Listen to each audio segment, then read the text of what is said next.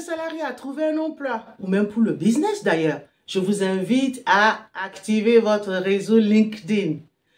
LinkedIn est votre ami dans cette aventure, dans ce projet. LinkedIn est un ami très important. Mettez à jour votre profil. Ne pas surtout oublier de mentionner tout ce que vous avez fait dans le bénévolat, dans votre vie associative. Parce que tous ces résultats-là, ça fait partie des soft skills, ça fait partie des connaissances et compétences. Souvent, on les néglige. On dit, bah, je l'ai fait dans le cadre d'une association, j'ai aidé dans le cadre de ceci, d'un bénévolat. Donc, je ne vais pas le mentionner, c'est pas vraiment... Non, mais c'est important. Vous avez travaillé avec des personnes, il y a eu des résultats, il y a eu des apprentissages. Tout ça, c'est intéressant. Donc, mettez à jour votre profil LinkedIn. C'est votre ami, croyez-moi. Et puis, si vous êtes freelance et que vous souhaitez continuer à travailler en tant que freelance en Afrique, très bien, c'est parfait, c'est totalement faisable. Moi, je vous invite à vérifier quand même la faisabilité de la chose par rapport à la ville de votre destination, en allant par exemple visiter. Lorsque vous allez faire des visites, parce que nous sommes d'accord, hein, les amis, vous partez définitivement dans 2 ans, mais entre maintenant et 2 ans, vous allez faire plusieurs visites sur place. Et quand je parle de visite, nous allons en parler un peu plus tard, c'est pas visite touriste, c'est visite vraiment comme un citoyen lambda qui vit là. Mais on va revenir là-dessus. Donc, si vous êtes freelance et vous souhaitez continuer à travailler en freelance de l'Afrique pour vos clients qui restent en Occident, pendant vos visites, profitez-en pour travailler vraiment comme si vous étiez en Occident. C'est-à-dire, pareil, je dis n'importe quoi, mais si vous partez, par exemple, 2 semaines, eh bien, vous pouvez dire, par exemple, à votre employé, je pars pour 2 semaines, mais une semaine, je travaille, et l'autre semaine, je suis vraiment en vacances injoignables. Et pendant la semaine où vous travaillez, testez pour voir si tout va bien. Si vous arrivez à vous connecter au serveur de vos clients en Occident, si le Wi-Fi passe bien, si les délestages d'électricité ne posent pas problème, ou bien comment vous organisez par rapport à ça, testez vraiment en réel pour voir ce que ça donne. D'accord? Et mon dernier point sur ce sujet, c'est, je crois que vous le connaissez, vous savez tous de quoi je vais parler, les plans nationaux de développement, les PND. C'est quoi ce truc? Ce sont des documents, ce sont des rapports, en fait, sur les pays. Chaque pays a son plan national de développement. Souvent, c'est quinquennal. Ce sont des rapports qui sont accessibles gratuitement sur Internet, sur le d'ailleurs. Vous tapez seulement plan national de développement, je ne sais pas, Côte d'Ivoire, plan national de développement Togo, plan national de développement tel pays. Vous allez tomber sur ces documents qui vous permettent de voir dans quoi est-ce que le pays prévoit de financer. Si vous êtes entrepreneur, c'est vraiment un document très important pour vous parce que ça vous permettra de voir si effectivement je veux investir dans tel domaine, dans tel milieu.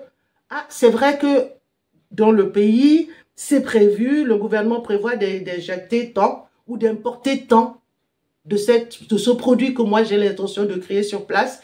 Donc voilà, c'est vraiment un document très important. Le plan national de développement, je vous invite vivement à trouver celui qui concerne le ou les pays qui vous intéressent, les télécharger, c'est gratuit, c'est sur Internet, et de prendre le temps vraiment de les étudier. Ça vous permettra vraiment de mieux cerner le marché et de voir dans quel domaine vous pouvez intervenir, sur quel genre de produits ou de services vous pourriez offrir. Alors, je vais faire une petite pause pour vous raconter une petite histoire sur mon aventure de Africa trotteuse. Cette fois-ci, c'est au Sénégal, à Dakar. Si vous ne savez pas de quoi je parle, je vous invite à regarder la vidéo qui sera soit à droite, soit en haut là, qui vous parle un peu du fait que j'ai voyagé pas mal en Afrique, dans plusieurs pays, j'ai vécu, travaillé ou visité, l'Est à l'Ouest en passant par le Nord de l'Afrique, et à chaque endroit a une histoire. J'ai une petite, voilà, des mémoires, des souvenirs que je partagerai avec vous au fur et à mesure. Aujourd'hui, donc, nous sommes à Dakar, Sénégal, nous sommes en 1996. Ça ne nous rajeunit pas tout ça. Mais bon, voilà, j'étais au Sénégal et j'ai trouvé du travail. C'est dans une ONG internationale qui s'appelle ENDA Tiers-Monde, spécifiquement dans une équipe qui s'appelle ENDA Jeunesse Action et qui travaille spécifiquement avec les enfants et jeunes travailleurs à Dakar. Donc, j'étais salariée au sein de Jeunesse Action, de ENDA Jeunesse Action. J'ai eu l'opportunité de côtoyer ces enfants, de les suivre dans leur combat, de voir comment est-ce qu'ils sont, comment ils avaient envie de se réinsérer dans la société, de reprendre leur vie en main. Et ils y sont arrivés. Beaucoup d'entre eux y sont arrivés. Et ça, c'était vraiment un plaisir. C'est 5 ans de ma vie. J'ai passé 5 ans au sein de cette structure Enda Jeunesse Action à Dakar, au Sénégal. Et vraiment, c'est une expérience extraordinaire. Voir des jeunes qui veulent s'en sortir, ils ont la niaque, ils ont l'envie et le courage. Extraordinaire. Franchement, il y a deux choses que j'ai retenues de mon expérience auprès de ces jeunes. Un, c'est l'écoute de l'autre. Parce que quelle que soit la situation, prenez le temps d'écouter ce que vous dit la personne en face. Écoutez-la. Des fois, ce qu'elle dit, des fois, c'est beaucoup plus que ce qu'elle dit, que son langage corporel, que sa façon de vous regarder, etc. C'est ça qui vous transmet un autre message et qui complète, si vous voulez, le tableau.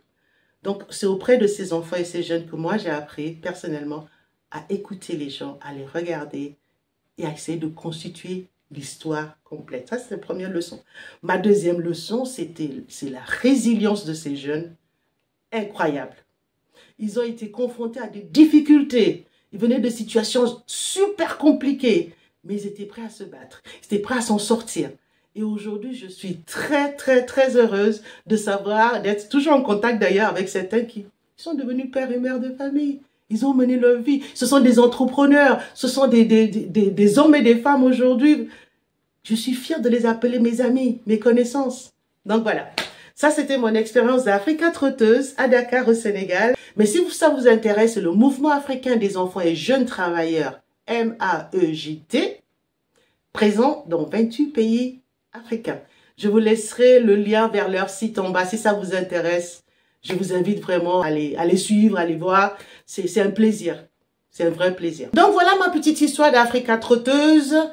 Il y aura d'autres épisodes dans d'autres vidéos, ne vous en faites pas. Chaque fois, j'essaierai de m'arrêter dans un pays et de vous raconter un peu ce que j'ai vécu. J'espère que ça vous intéresse, dites-le moi. Et maintenant, revenons à notre propos de cette vidéo, retour en Afrique. Donc, un retour bien préparé, vous le savez, est un retour qui a plus de chances de réussir. Donc, bien préparer son retour en amont, c'est se donner plus de chances pour arriver à une réussite.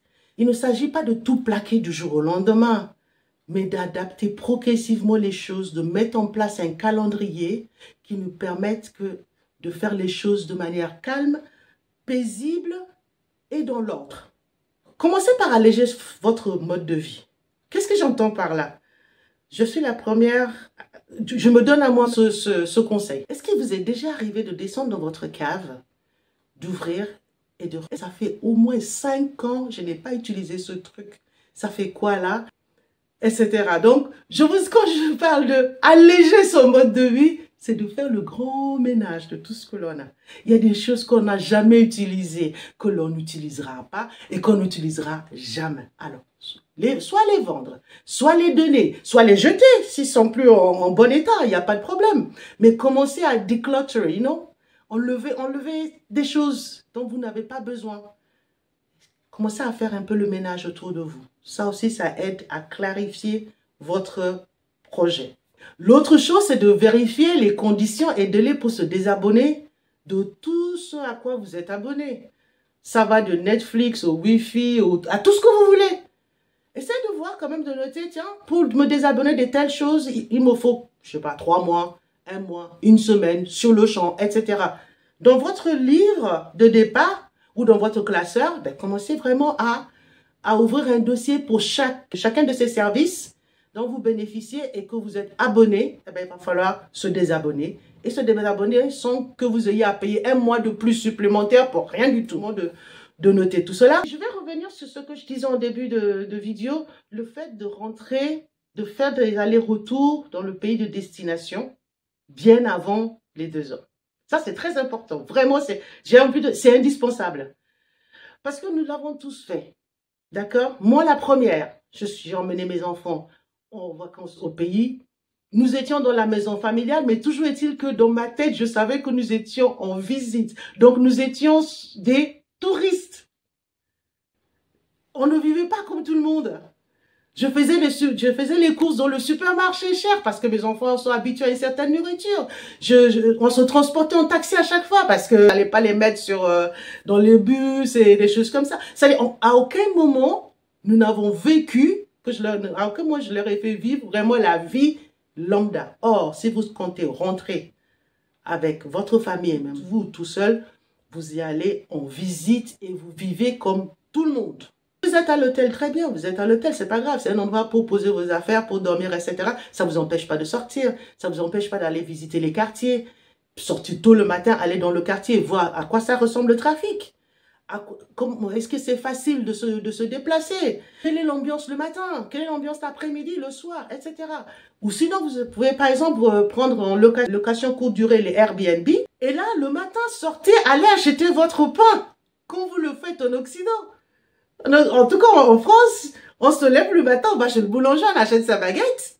C'est la chose la plus normale qui soit. Personne ne se pose des questions. Et justement, c'est pendant ce déplacement qu'on dit bonjour aux voisins, qu'on profite pour voir que tiens, il y a quelque chose de nouveau dans le quartier. Et si vous rentrez en visite en Afrique, en préparation de votre retour définitif, comportez-vous comme les personnes qui vivent sur place. Faites comme tout le monde. Vous ne pouvez pas rester touriste et vous dire, ah ben dans un an, je ramène ma famille, on va vivre ici. Le choc va être très, très percutant, j'ai envie de dire. Donc, profitez de vos déplacements pour vraiment faire une vraie immersion. Vous vivez comme si, ça y est, vous êtes venu, vous êtes installé. Vous n'êtes pas juste de passage. Vous n'avez pas un billet d'avion retour qui vous attend dans votre sac. Non, vous êtes là, vous vivez comme tout le monde et vous vous évaluez. Et c'est ça qui va vous permettre aussi de voir, est-ce que ça me convient? Est-ce que je pense que ça va convenir à mon conjoint, à ma conjointe? Est-ce que je pense que mes enfants vont s'y retrouver? Prenez des photos, faites des films que vous allez ramener pour leur montrer. Tiens, voilà à quoi ça ressemble, voilà comment c'est. Pourquoi pas? C'est l'occasion de le faire. Donc aujourd'hui, nous avons abordé les 4 premières bases pour commencer à planifier votre retour en Afrique. Le premier, c'est déterminer son pourquoi de ce retour et prendre en compte tout ce que cela implique, n'est-ce pas? Deuxième chose, c'est prendre la décision de mettre en place une stratégie financière rigoureuse et vérifier ses dettes et tout ça, ça rentre là-dedans. La troisième chose, c'est commencer à se renseigner sur le marché du travail, sur les opportunités d'entrepreneuriat. Encore une fois, le plan national de développement est votre ami. Ne l'oubliez pas. Et quatrième chose, faire le point sur vos obligations, sur vos engagements et commencer à faire le grand ménage autour de vous. Tout doucement, vous avez le temps, c'est vrai. C'est dans 2 ans. Commencez maintenant, on ne sait jamais. Vaut mieux s'y prendre tôt, comme ça après il n'y a pas le stress de dernière minute et tout ce qui s'ensuit. Prenez le temps, faites ces choses-là. Donc ce sont les 4 points que nous avons abordés aujourd'hui. Rappelez-vous, la clé pour un retour réussi, c'est l'anticipation couplée à une bonne planification. La prochaine vidéo, nous allons revenir sur certains aspects très spécifiques parce qu'il faut quand même admettre que nous allons quitter l'Occident pour entrer en Afrique. C'est très bien, un autre aspect à regarder. On va quitter tout ce qu'on connaît depuis 5 ans, 10 ans, 20 ans, 30 ans, 40 ans qu'on vit en Occident. On va quitter toutes ces choses, on va quitter des amis, des connaissances, des habitudes, etc. On va tout quitter pour partir. Tous ces liens qu'on a tissés, toutes ces personnes avec lesquelles on a fait un bout de chemin de vie, il va falloir leur dire au revoir. Comment gérer cette transition sociale qui est très émotionnelle aussi? Nous en parlerons dans la prochaine vidéo. Si cette vidéo vous a été utile et que vous souhaitez en savoir un peu plus sur ce que propose Roots & Roots Agency, n'hésitez pas à me contacter. Les coordonnées sont dans la barre de description. Je vous invite également à vous abonner, à liker, à activer la petite cloche pour ne pas rater les 4 autres vidéos de cette série. Ça, c'est la première d'une série de 5. Donc, comme ça, vous ne raterez pas les 4 autres qui vont suivre au fur et à mesure. Et surtout, partagez-moi vos anecdotes. Racontez-moi vos expériences, soit des expériences de préparation ou des expériences de vécu, ou ce que vous pensez. Je veux bien. N'hésitez pas à partager dans les commentaires. Je vous répondrai toujours, c'est promis. Je vous souhaite une excellente semaine et je vous dis à très bientôt.